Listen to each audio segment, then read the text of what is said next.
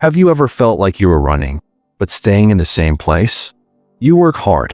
You copy what others are doing. You try every trending thing. But somehow, no matter how much you push, you still feel invisible. If that sounds like you, then stay with me till the end.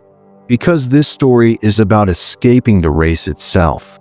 And if you really listen, you may never see competition the same way again. And maybe, this won't be the last journey we walk together. There was a young man named Ryan. He was 25, living in a noisy city, sharing a small apartment with 2 roommates. From childhood, he heard the same message again and again. Be the best. Beat the others. Top the class. Crush your competitors. So he grew up thinking life is a race. Win or lose. First or forgotten. After college, Ryan wanted to do something big. He opened YouTube. He opened Instagram. He opened his browser. Everything screamed the same thing. Start a startup. Start a channel. Start a business. Hustle. Grind. Compete. So he did what most people do. He didn't ask, what can I create that is new? He asked, what are others doing that seems to work? His friends were starting clothing brands. So he started a clothing brand. Someone he followed online was teaching productivity.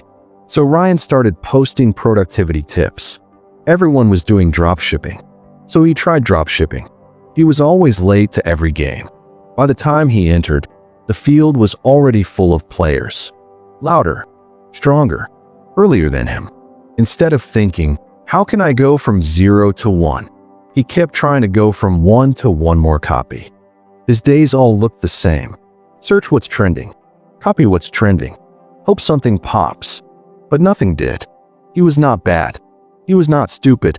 He was just another. One night, after another failed product launch and almost no sales, he stared at his laptop screen. Ads had eaten his money. Competition had eaten his confidence. He whispered, maybe I'm not meant for this. Maybe I'll just stay average forever. His roommate, Leo, walked in.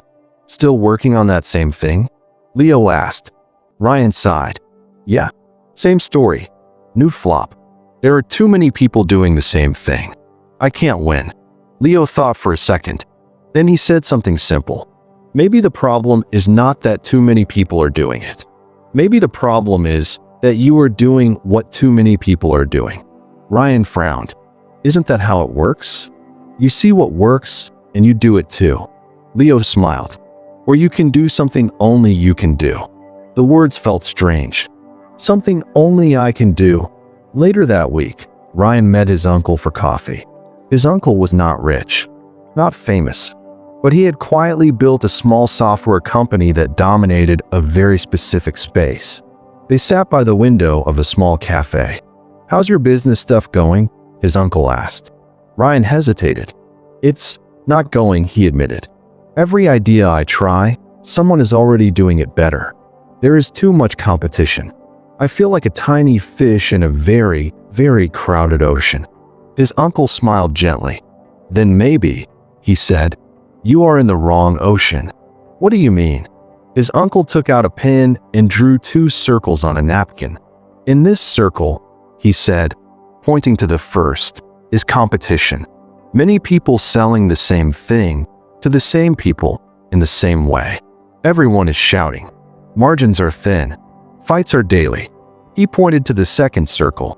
In this one is something else. A monopoly. Not in the evil sense. In the creative sense.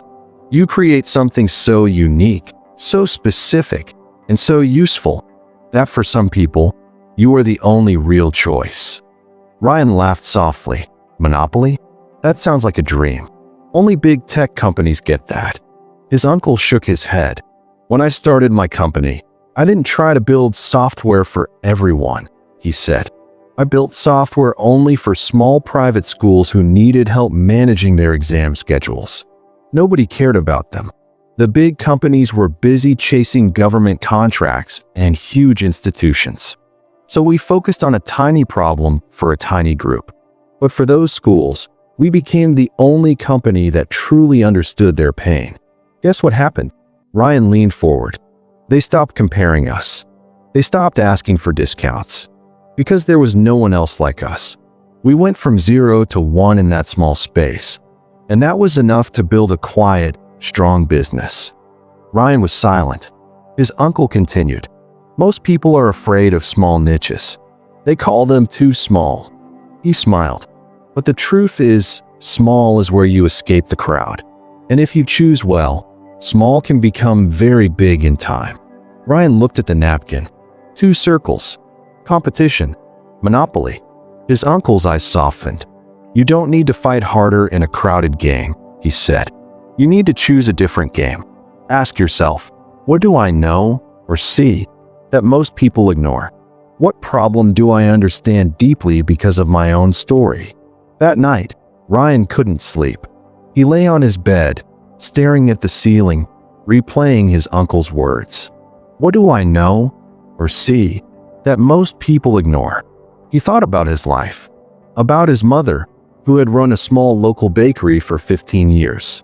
She never scaled big, but she knew everything about local customers, about daily demand, about wasted food. He remembered helping her in the shop during school holidays, counting how many loaves usually sold, watching leftover bread go into the trash if she baked too much, watching customers leave annoyed if she baked too little. He remembered the stress in her eyes. I wish I knew exactly how much to bake, she used to say.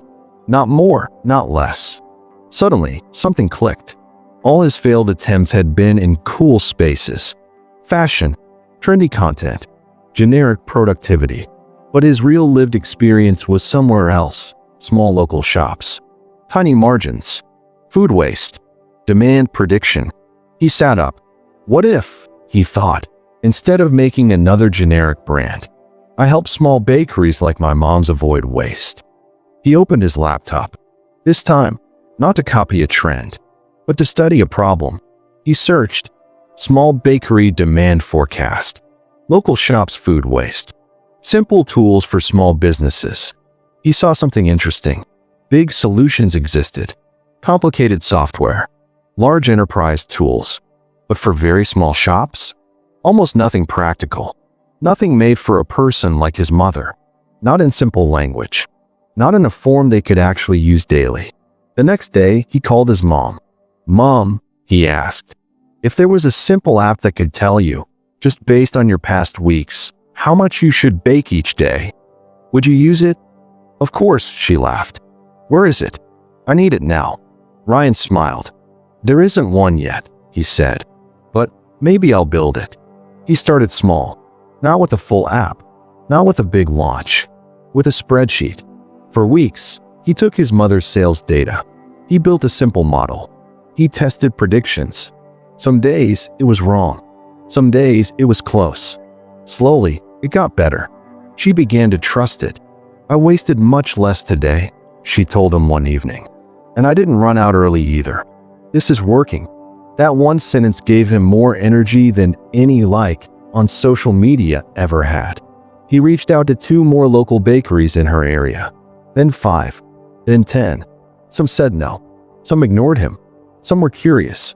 For the first 3 months, he said, it's free. If it helps you, you can pay later. If it doesn't, no problem.